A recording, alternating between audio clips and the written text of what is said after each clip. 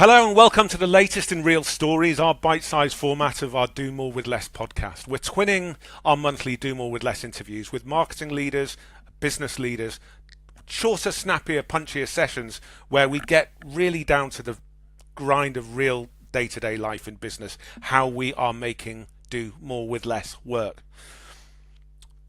AI has exploded into marketing's purview, into businesses' purview, into the budget holders' purview, as arguably the single biggest key issue of our time. Now, it was always going to be on our agenda sooner rather than later, and while this won't be the last time AI is at the centre of the Do More with Less conversation, I am absolutely delighted to have here with me an authority on AI in Hawker Zafer.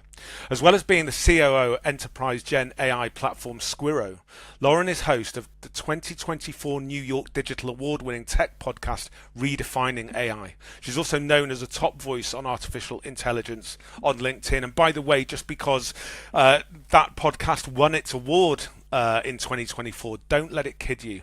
That podcast has been doing its thing since 2022, so for 3 years longer than the business world jumped on this as, again, a key issue of our time. Lauren's been right at the heart of it, trying to explain what it means to us, not just as business people, but as human beings. So, Lauren, welcome. I think you joined us today from Zurich, where you live. Yeah, exactly. It's wonderful to be here. I'm really excited about the opportunity to talk with you today, Mark. I'm based in Zurich in Switzerland. I've been here for quite a long time, originally from Scotland, but joining everyone that's listening today and yourself from Zurich. Yep. Well, thanks for being here. Lauren, how's it been for you as somebody who has been curiously exploring AI and the effects on every single part of how we live and how we think? How's it been in the last 12 months as when OpenAI launched ChatGPT and made it as mainstream as anything, as shopping in Sainsbury's or Tesco? How's it been watching that emerge and explode onto the scene? Yeah, it's a lot of words come to my mind, I would say that. And it's about choosing the right one that would probably convey the intensity of the experience. Now, as you mentioned in your introduction, Mark, I have been involved in very curious about technology, AI in particular, for quite a long time. As my role as CEO, I've been in the organization for just over, well, coming up for 5.5 years. So in the sense, I am one of maybe the old timers in the AI space. There's a lot of younger individuals that have certainly also built an affiliation with the organization and the space itself. But I think that it's certainly been a journey that has provided immense learning opportunities. Anyone who is in the space, in particular, not only AI, because AI has been around for many, many years, let's not dispute that. It's very factual in the sense that AI and the prominence and the way that we actually have like common connotations around the impact of AI, that has occurred, as you mentioned, because of the commercialization or the accessibility to tools, generative AI tools like ChatGPT. So one thing that's quite interesting is at the end of 2023, I'd say the start of 2024, there was this hype. Everyone wanted to try out the generative AI tools, the latest and greatest. We saw that not only from a sort of market development perspective, but also from a business perspective in trying to sell generative AI to institutions. Everybody wanted to try it out, so we had a lot of in-house tech teams. They wanted to play with the software. They wanted to understand the capabilities. So there was a sort of overflux of excitement in every single positive direction. I'm a parent of two very excitable kids, and I can only assume that what's happened in the world of AI has been like dropping sugar onto their dinner time plates just before bed. It feels like since OpenAI made its initial moves and has kept going ever since, and now there's a huge number of different platforms people can access quite quickly, quite cheaply, quite freely. It feels like people in your position need to somehow keep control of the direction of the conversation. It's going in a number of different ways, not just about business opportunity, but about the things we all should know. It feels like there must be an urgency in you to help your clients calm down and explore properly, strategically, like they would any new addition to a business toolkit. Of course, definitely. But one thing that I want to sort of emphasize is that I quite recently wrote, I have a AI newsletter as well on LinkedIn, and I quite recently wrote a piece on the convergence of technologies. And the piece is actually about the fact that we are in all directions hearing a thunderclap of super exponential growth, in this sort of systemic shift in how we're thinking about where we are within the current industrial revolution and also the next industrial revolution. And one thing that is so magnificent from the perspective of those that are interested in AI, just from a technological standpoint, is that at the heart of all of this convergence between five of the biggest technologies at the moment, the electrifying component is artificial intelligence. It is an undeniable force, and that also goes into the question that you've just asked. I mean, the convergence that the AI has impacted the technologies that are interplayed around that sort of grand symphony of convergence are things like, cryptocurrencies. We've got the autonomous mobility industry. We've got multi sort of momic technologies, we've got genome development, we've got precision therapies. So all of these have been supercharged by artificial intelligence. And going back to your point, what is of essence is that people need to really understand that this is something that has huge impact on how we live. It can be, we can take it from a nefarious angle and look at the disadvantages of AI. We can look at how it will badly impact society. And I think that there's a lot of scholars, a lot of research, and also a lot of thought leaders that don't deny that it won't have nefarious impacts and bad impacts. But there's also the way that it's been used for good. Some of the episodes that I've highlighted on redefining AI is that there's a lot of females actually in particular that are using AI for good. We can talk about examples of how AI is being used at migration borders to make sure that there's less discrimination in what's happening at migration borders. Also about wonderful females that are using AI to stop human trafficking. So there's a lot of AI for good that I'm also an avid supporter of, to make sure that we can understand the extensive possibilities of this technology from both a good and a bad perspective. That's amazing. That's a really positive thing to hear. And I think that before AI became sort of the latest business conversation of the day, we were all aware that we were using it anyway. We were using it plugged in and injected into many of the different applications we were benefiting from all the time. It's just become so mainstream now that much of the conversation seems to be about, and this is, I suppose, more of a worry. Much of the conversation in business anyway seems to be about making sure we're advertised as AI driven and speaking about how AI is powering our offers, as opposed to actually doing that level of understanding that you're talking about. How would you before we talk about the opportunities businesses are jumping on in order to save time and drive efficiencies, what is the best, clearest way, outside of becoming a fan of the podcast? What is a clear strategy for those of us who wish to understand more about AI in its entirety? Is there a book that you've written? Is there a book that you've read or could recommend? Is there a kind of, like, it feels like taking a course in AI really now is almost superfluous because it's flooded us already. It's already around.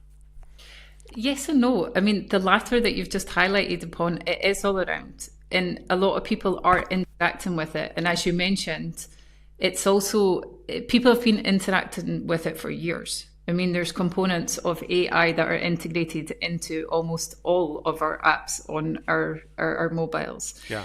So, knowing where we are, what we're doing, what we're eating, what music we're listening to, what we're buying, all of that is in some way, it has a component of either machine learning, which is the sub element, or everything has a component of artificial intelligence in some shape or form. So it's not that people have not, I would say, been conscious of the fact of this is artificial intelligence and this is impacting us.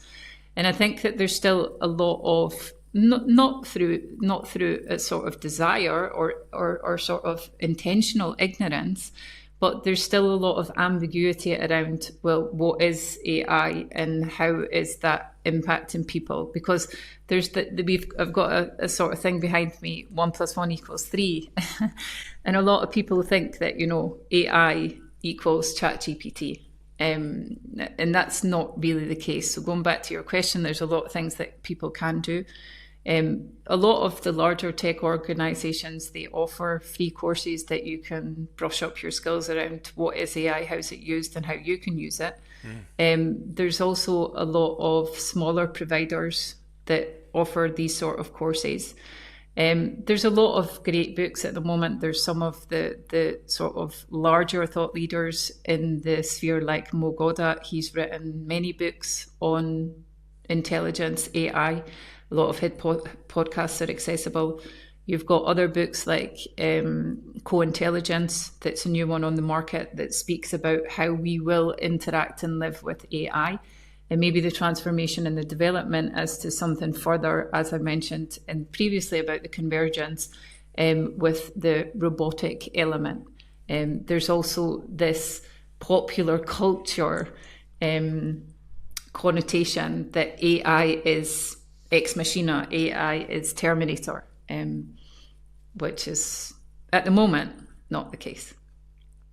And of course, for people like me who are non-technical, AI gives us an opening to be building stuff and realizing our own visions through, for example, vibe coding. So AI has genuinely opened up opportunity for everyone to stretch further, I guess. 100%. And I think that that is becoming more transparent within the public eye. And it's also an opportunity where people can really empower themselves. If there's individuals who are maybe not as financially stable, but they're still entrepreneurial, then there is the opportunity nowadays with a lot of no-code solutions where you can build your own website, you can build your own app. You can, as you've said, even if you're not the best coder, use that as a starting block to really develop that mindset of how to shift into a world where you're interacting and using AI to help promote your own skill set. And that is a wonderful opportunity that a lot of younger generations will take to extremely easy, but also older generations have an access point that they can use it. It's about, again, always trying to keep that curiosity alive and going to figure out and try and explore what tools will empower you. Tell me, let's move into, this is a podcast primarily to help understand this this brutal conundrum of doing more with less, as most of us are being directed to do from above through the necessity, by the way, somewhat brought on by the emergence of AI and what business board directors think it means for them, but also through challenging economies and changing customer expectations. We're being asked to do more with less. Can we start thinking about the business side by just giving our listeners a very, very quick summary and introduction of what you guys do at Squirro, what you help with, what you advise, who your customers are, what they come to you for? Yeah, definitely. I mean, I understand the philosophy and can certainly see why it has been birthed from the sort of collaboration and correspondence with AI and the public accessibility to it. So Squirro is a generative AI enterprise platform. That means that we offer a generative AI platform to a variety of different industries. Our main focus is financial services, and we also focus on heavy regulated industries. So we work with extremely complex organisations like the European Central Bank, Bundesbank, Bank of England, Standard Chartered Bank. And we're looking at making sure that we can offer generative AI solutions that will help them essentially do more with less, but also to make sure that they can have a supercharged nucleus of an accessible data point to either converse with in a human fashion or to identify particular elements that wouldn't have been identifiable without the ability to converge and make a confluence of data points. There's many different use cases that we service because we're a platform provider. So it's about the ability to provide this orchestration layer so that the business can address the needs and provide value from what they have identified. Now, doing more with less in that sense, there's also quite a few popular use cases that have emerged because of the capabilities of generative AI, and also the capabilities of sort of the synergy between other technologies. So the one thing about Squirro is that it's not just what we would classify as a retrieval element with the generative element. It's also, we bring together the probabilistic, which can be aligned with an LLM retrieval from a system, but we also combine this with the deterministic. So we're looking at making sure that not only your data and your information, but the knowledge in your organization is accessible. So this is about understanding your processes. It's understanding the knowledge in every individual's head. And this magic, making that happen, is there's endless possibilities of being able to do more with less in an organization. And some of our listeners might have heard about, agents, agentic workflows. Yep. This is the fundament of agents and agentic workflows. Do you want to give those listeners a quick overview of what you mean by agents and agentic, so that we're all on the same page? So there's this beautiful diagram that I use quite often when I'm talking about how you can possibly, and it's not necessarily eliminate, because people get scared about this. They think that, it's elimination of humans. And to some extent, it possibly could be an elimination of a small proportion of humans if you are to replace a human with an agent. Now, an agent essentially it can be as simple as just an automated workflow. Mm-hmm. So let's say you're working in manufacturing, you have a supply chain, and there's certain humans that do certain tasks within that supply chain. Now, what you could have is you could have a computer system, maybe a meta agent, like a platform, that was able to replace what a human was doing with an automated workflow, a little agent. Now, these agents can be a one-task agent, it can be a workflow agent. It can also be multi-agents that are working on multiple workflows.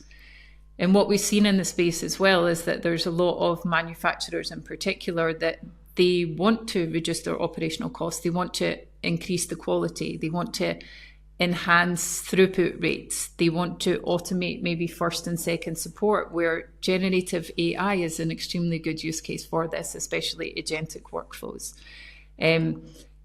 To me, what's always important, Mark, is it's actually changing how your organization works. It's going to a data-driven approach.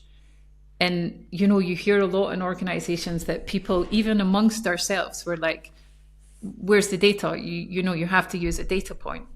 And this is exactly the alternative. This is what is bringing a data-driven mindset into an organization. Tell me this. When you talk about endless possibilities, I think there are certain. I won't try and differentiate into from like traditional boards and modern progressive boards. I'll just say there are some boardrooms that endless possibilities would they'd hear those words and go, "This is incredible." Think what if we drill our people to be active, curious, entrepreneurial, and let them off the leash a little bit to go and build their own things. This could change not just our delivery, our service, our provision, our product, but the whole culture of the way we work, the whole culture of work. I think there are some boardrooms that would be scared witless by the idea of endless possibilities because it implies kind of losing an element of control and disciplinary function and all of that stuff. Do you think this technology in the years to come will change top to bottom and side to side the way the culture of work and what it means to work? Because now we are all part of an organization with a set of values and a general direction of travel, but actually we're also all individual entrepreneurs with the capability to realize good ideas quickly and test them. Do you think it could change the way work occurs? 100%. I think that anyone that is in AI or anyone that works within a tech organization understands the impact that this technology will have.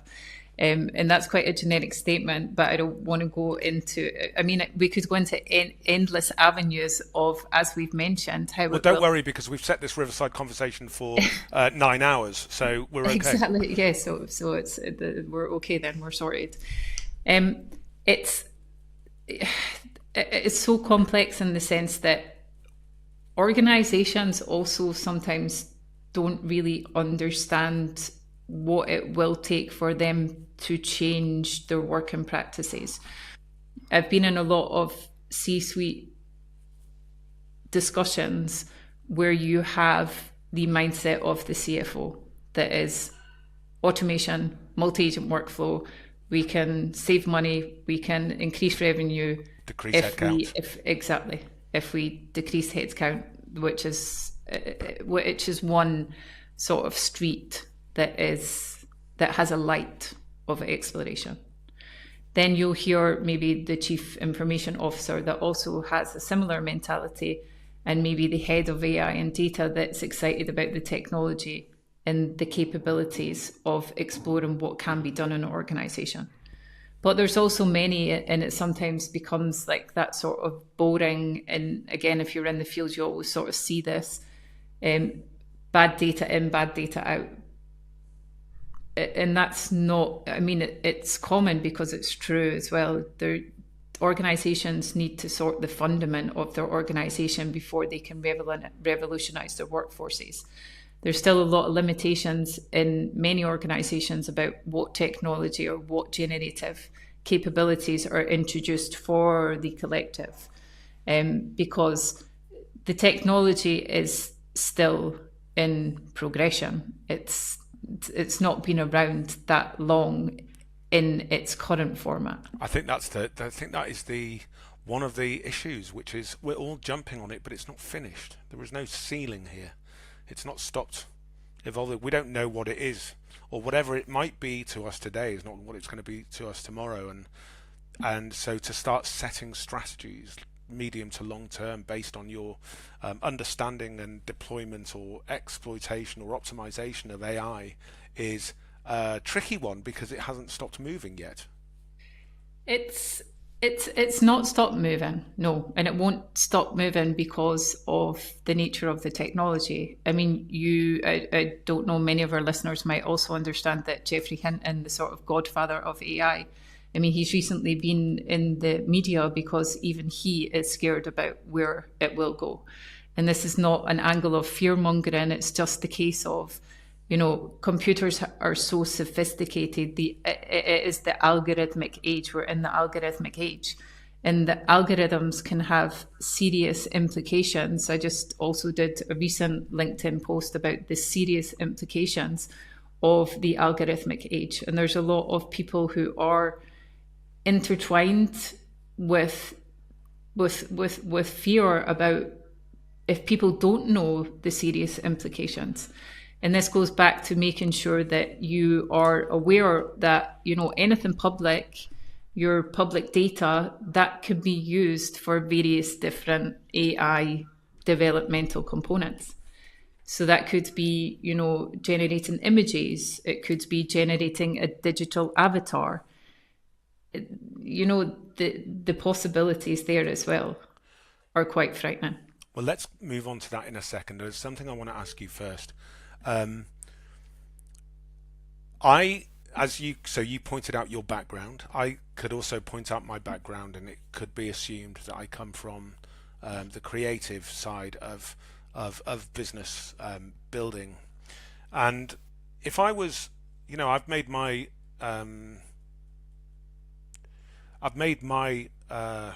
contribution to whatever we do through writing, through storytelling, through relationship building, and all of that great stuff. And fully appreciate how I've got to make it work for somebody's business strategy and growth strategy, and show contributions and in order to be bought. Okay, but I saw a tweet early on.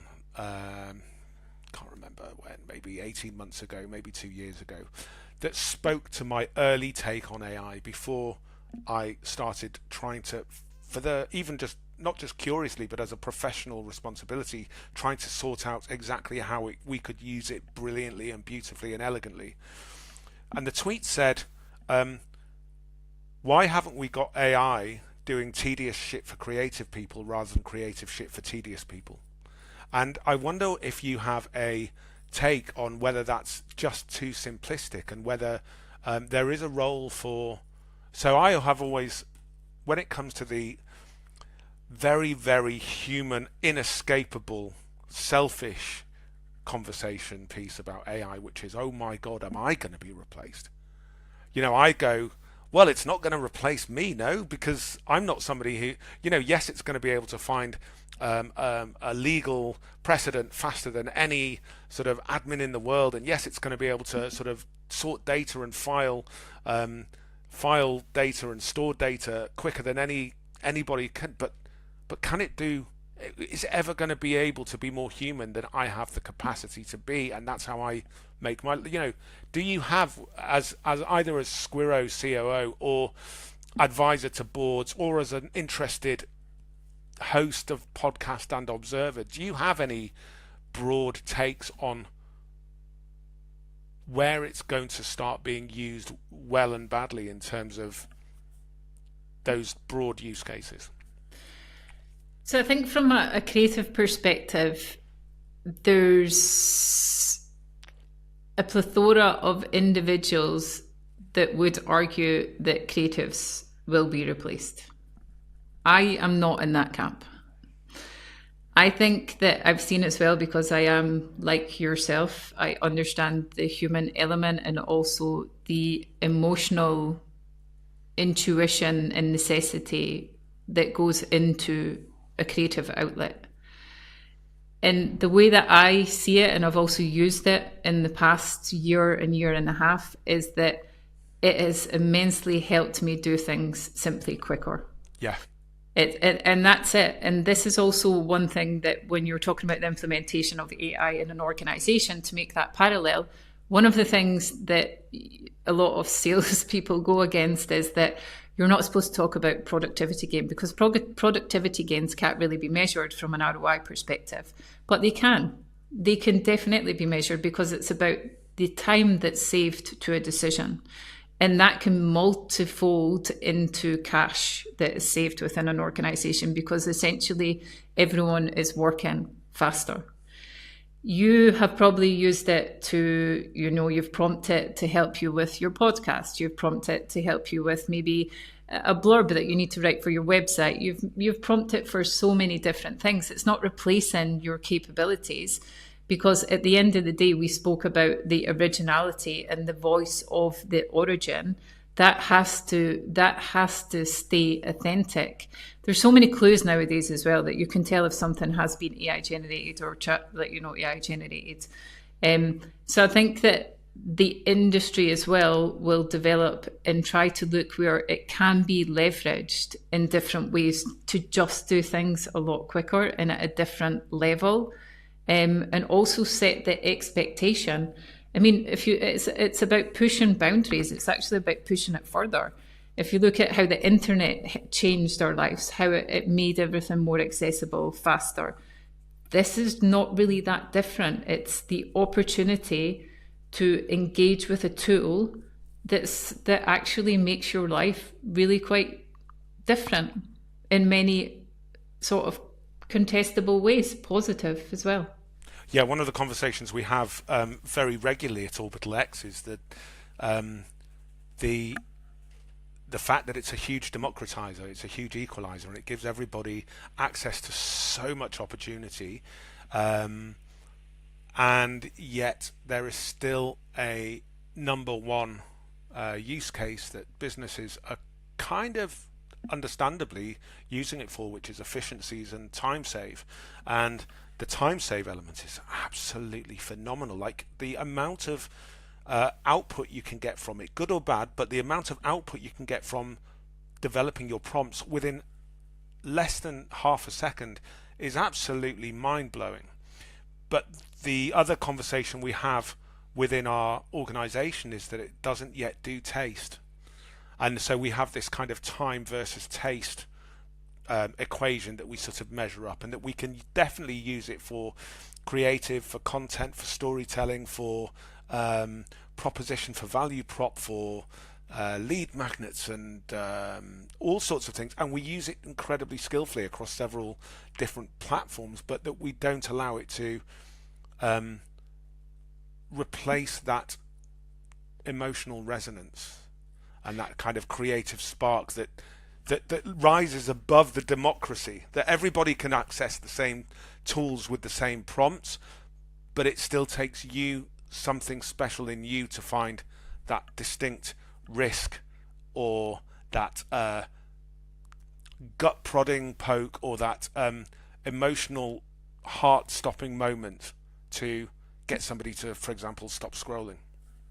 Of course, and that's the thing. I mean, I think it's that nuanced element of the human connection that is extremely important. It's also, you've seen that it is used from an emotional perspective. There's people that use it for therapy bots. There's a lot of people that maybe suffer eating disorders where AI has also been introduced as a therapist. So there's interactive capabilities from both a computer vision perspective, where there's a recognition maybe in the room.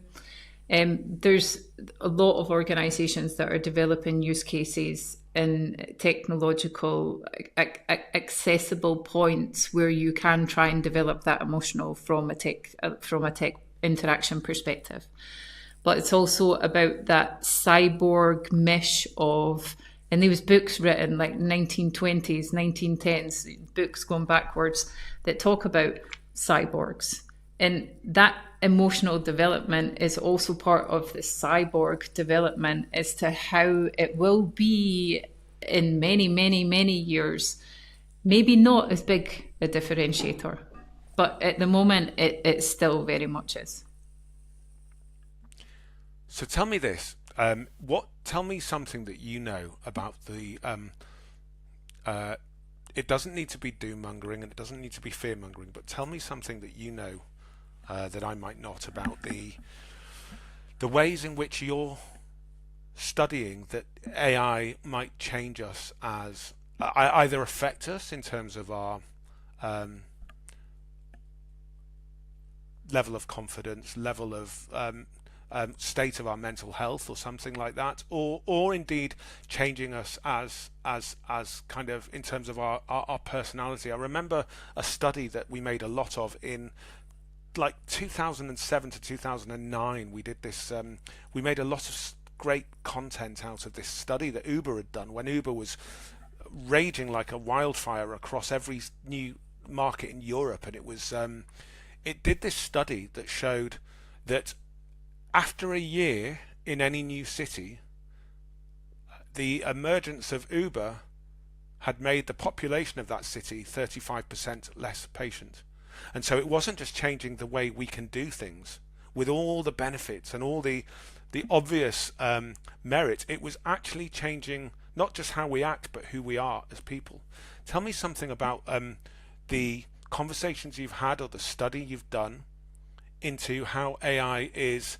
What should we be aware of So it in goes three back, minutes? yeah, in 3 minutes. It goes back to what we were talking about there with the impact of the emotional.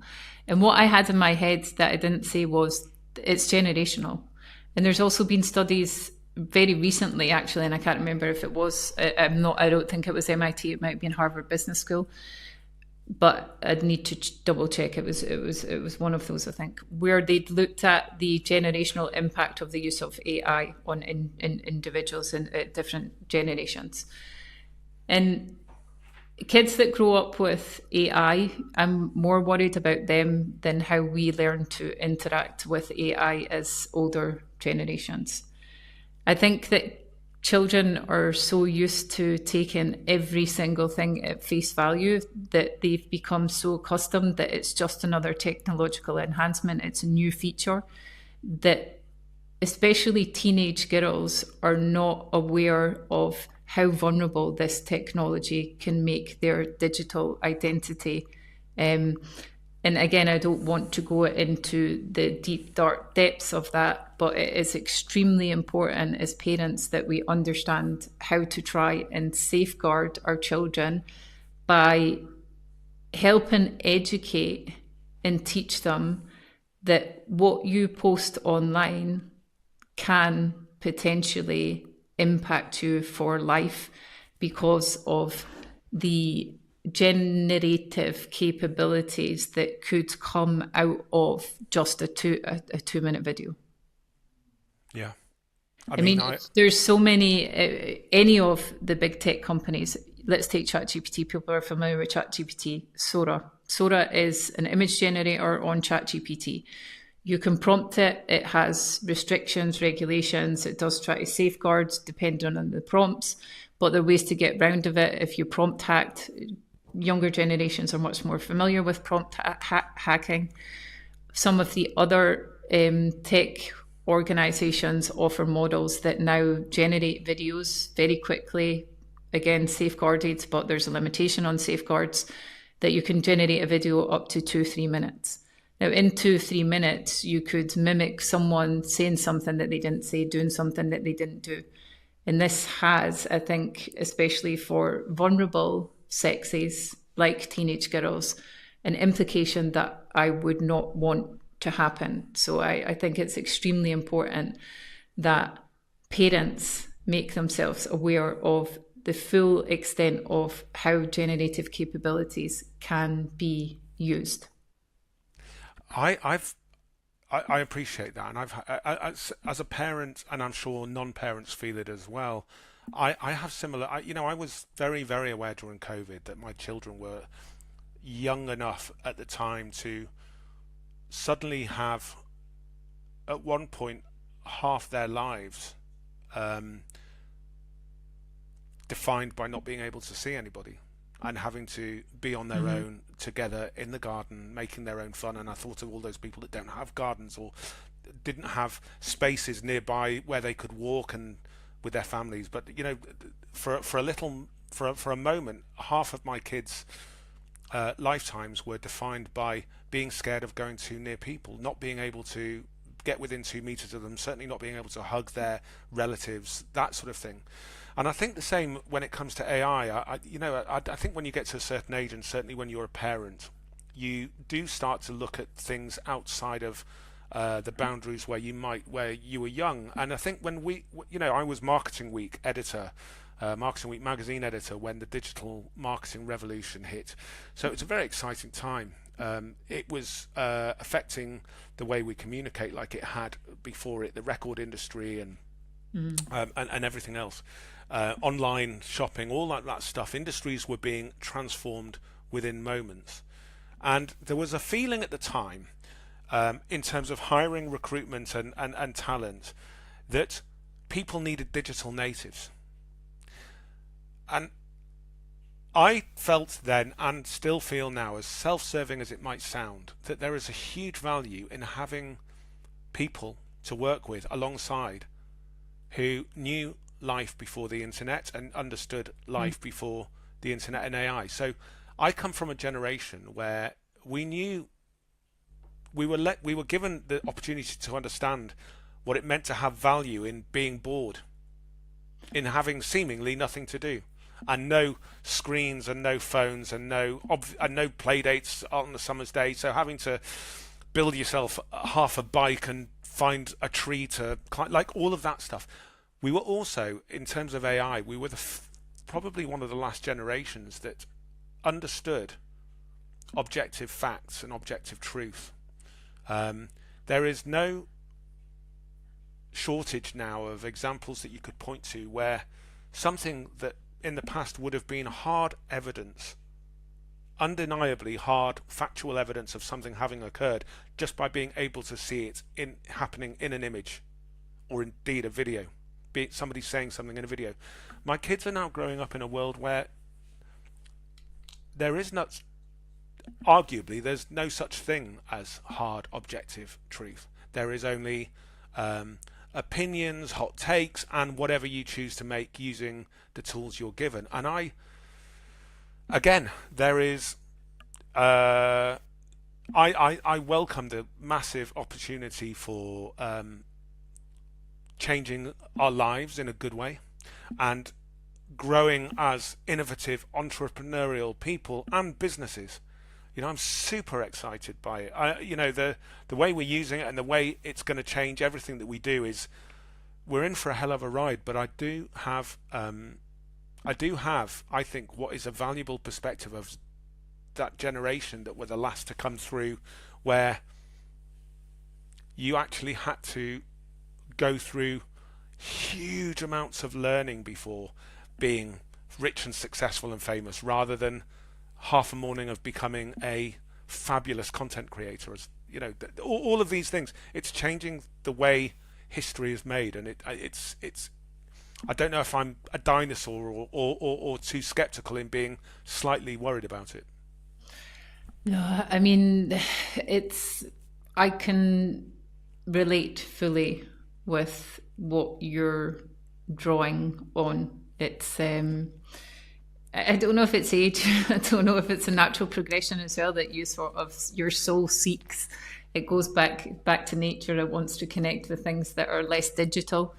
There's a lot of digital exposure, digital stress, digital toxicness, but it's also, as we say, we're comparing an orange and an apple to some extent too, because the native component is they're used to it. That's what they experience. That's what they know. Whereas we knew earlier, from a pre-AI, pre-digital sort of overload generation, we knew something different.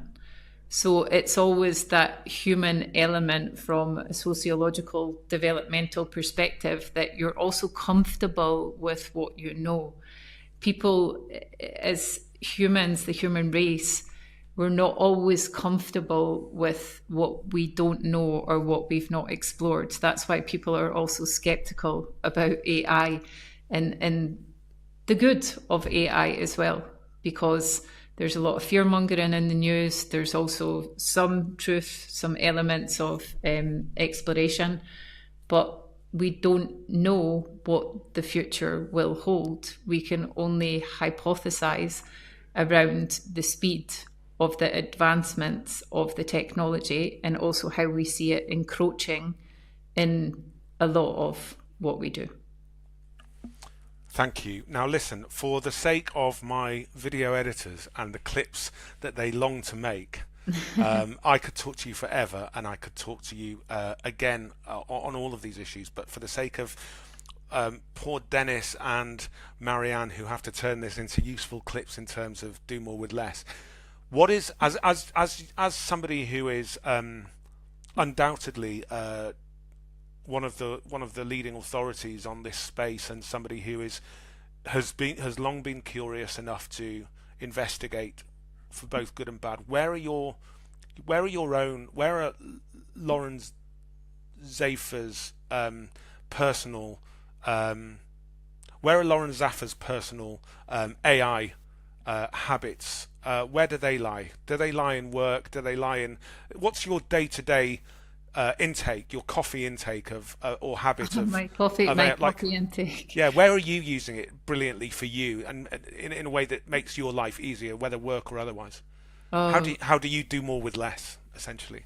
how do I do more with less? I mean, 100%. It's a little bit for your social clip, but AI is a lifesaver. Yeah.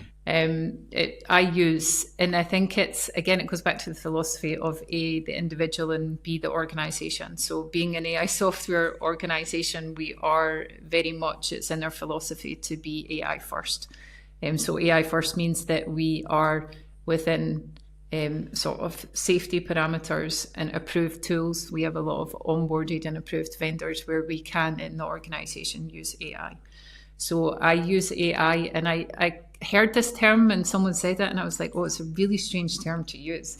They said it's my thought partner, but I'm going to use that term here with you. It is my thought partner. I've always been open to professional development. I thrive on opportunities to learn, to expand my own thinking, my own mind, and it has been an AI savior in that sense. So I've used it to help me understand spaces. So if I'm not familiar with a certain industry, then Google Gemini has a particular sort of learning partner. So they've developed a gem, I think they're called, Yes. where you can use it as your learning partner. And it's been a wonderful learning partner.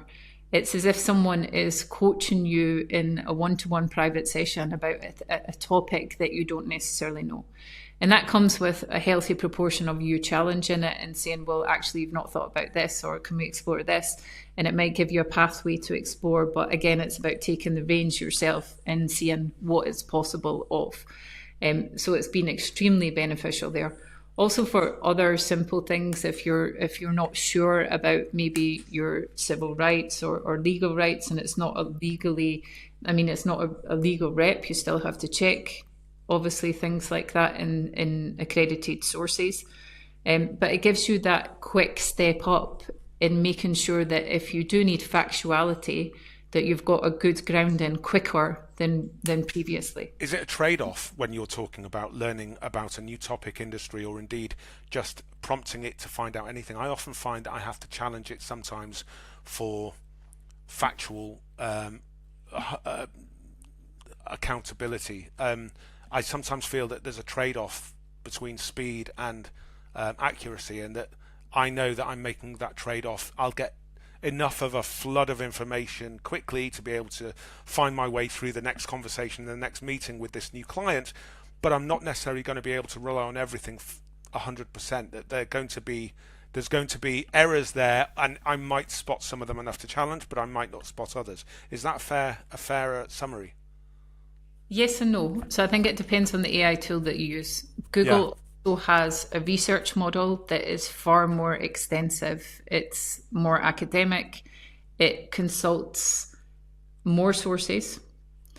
And there is always that, especially at the moment where the technology stands, yes, you should always check. You shouldn't rely on what it says one-to-one. That's the whole hallucination debate, and that has been improved, but there's no guarantee that an LLM does not hallucinate, even if it is grounded from a perspective of retrieval augmentation.